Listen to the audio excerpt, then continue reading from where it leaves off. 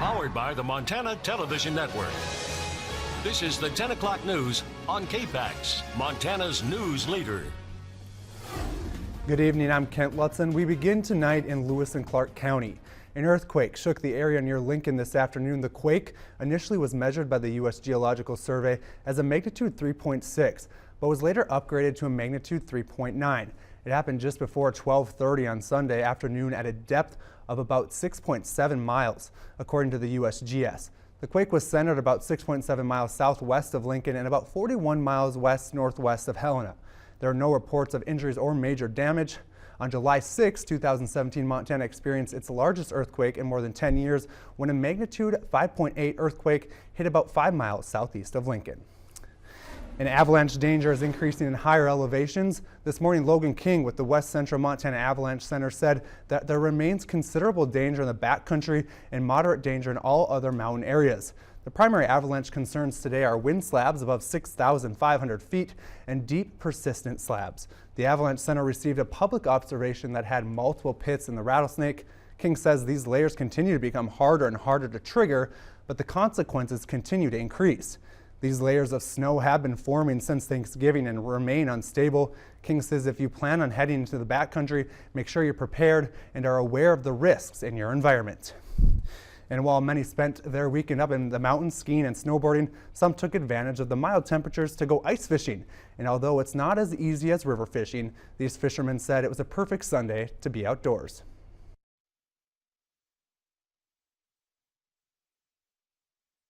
But it's getting outside.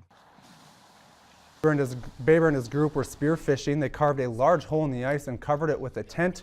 When they closed the tent, it made it easier to see down to the bottom of the lake. They made sure the hole they had dug was visible to people walking on the ice by placing branches all around it when they left for the day. If you are interested in ice fishing this winter, make sure to check the ice is more than 5 or 4 inches thick before drilling. And speaking of ice, many of northwestern Montana roads are covered in scattered snow and ice or even black ice tonight. This is according to the Montana Department of Transportation. However, we have been lucky temperature-wise this weekend, and it sounds like these mild temperatures could stay for the beginning of the work week. Let's go to meteorologist Russ Thomas with his first forecast. Russ?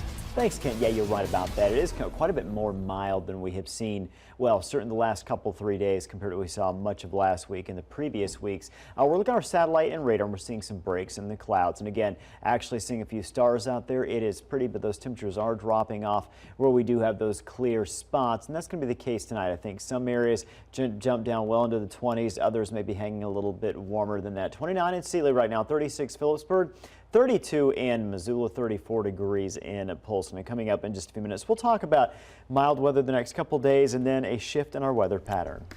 Thanks, Russ. Some breaking news out of Belgrade this evening. One person has died after police responded to reports of a gunshot. MTN's Kenneth Webb was at the scene of an incident on Idaho Street and spoke exclusively with Belgrade Police Chief E.J. Clark to find out what happened. Just before 9 a.m. this morning, we received a call of incident at 1300 block of Idaho Street. Belgrade officers and Gallatin County Sheriff's deputies arrived. We found 2 individuals that appeared to be injured from gunshot wounds. One of those individuals has passed away. The other one has been taken to the hospital for treatment. Still working on that, waiting to find out what that result's going to be. According to Chief Clark, the time of this incident is still unknown.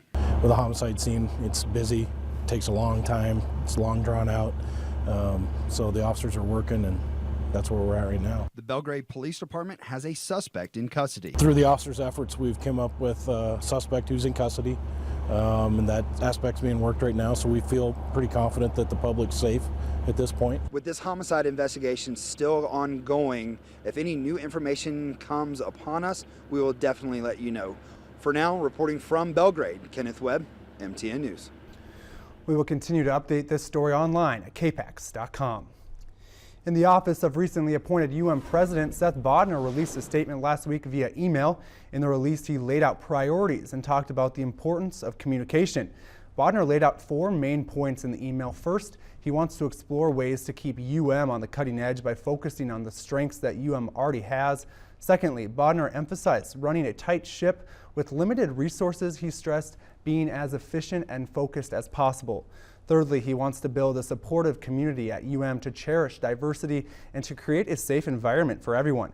Finally, above all else, Bodner wants to raise enrollment and retain students until graduation. Bodner added, quote, "As I continue to build upon my own understanding of our community, I look forward to meeting many of you on campus and across the state. I will engage our community not only through in-person meetings, but also via social media on Twitter, and will periodically share blog posts. I look forward to your thoughts and feedback." Currently, Bodner and interim President Sheila Stearns are serving while they transition presidencies. And in national news, President Donald Trump returned to the White House Sunday from a weekend retreat at Camp David. He met with cabinet members, military officials, and congressional Republican leaders. The president also spent some time bashing a new best-selling book about him and his administration. Here's Errol Barnett. Mr. President, why focus on the Fire and Fury book if it's fiction?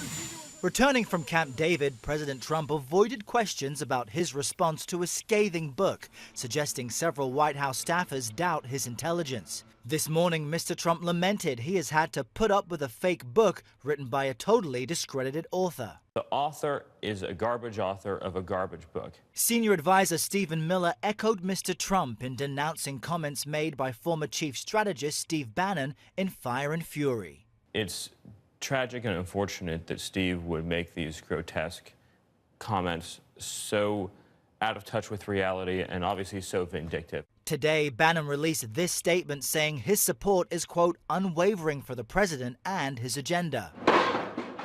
The controversy comes amid the president's request for $18 billion to build a border wall with Mexico. We want the wall. He is facing resistance from Democrats who want the status of undocumented children addressed first. Senator Bernie Sanders. 77% of the American people in a recent poll suggested that they wanted to see legal status for these young people. The American people, in fact, do not want to spend billions of dollars on a wall. Republican Senator Tom Cotton. But if the Democrats want to shut down the government because they can't get amnesty for illegal immigrants, then they're going to have to defend those actions to the American people. Errol Barnett, CBS News, the White House. After the break, meteorologist Russ Thomas will be back with our work week forecast. And Under the Big Sky is back and highlights a Missoula business, which is said to be America's best parenting magazine. Stay tuned.